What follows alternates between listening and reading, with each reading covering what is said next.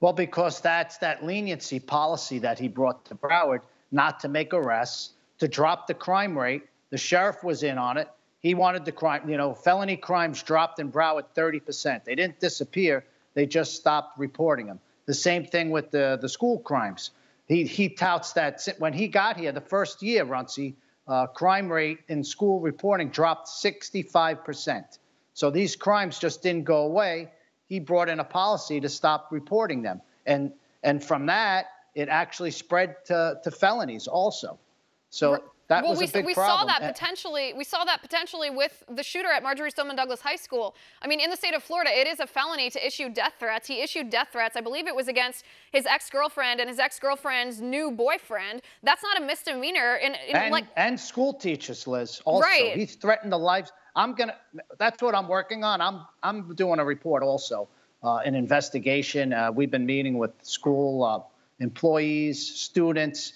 And I'm not leaving it up to the Broward Sheriff Office. I'm doing my own report to get to the bottom of it.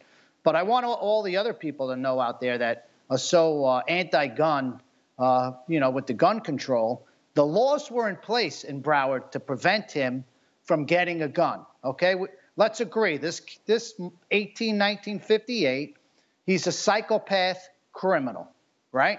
So he had all the signs of being a psychopath with mental illness, but they never followed through and Baker acted him. If they would have done their job and weren't lenient on him, he would have had a record on mental illness, which would have prevented him from having a weapon. The same thing that he's a criminal. He committed criminal acts.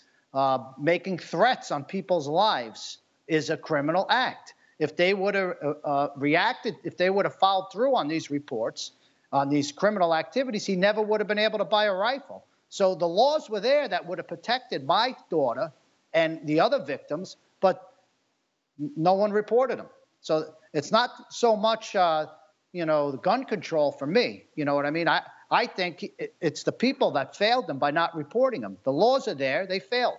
Right. And I think that's where I sit too. I mean, when we have all these gun control activists pushing for fewer guns, take AR-15s off the street, all these kind of, in my opinion, violations of our Second Amendment, we had laws that should have prevented them. They didn't work. So why would additional laws make any difference if they're not executed by the people that are supposed to execute them? That would be law enforcement. That would be the FBI. And of course, then the school district, the superintendent had a responsibility to report these crimes so that he did get a criminal record. Because if he had had that, he would not have been able to purchase a firearm, and this might not have happened.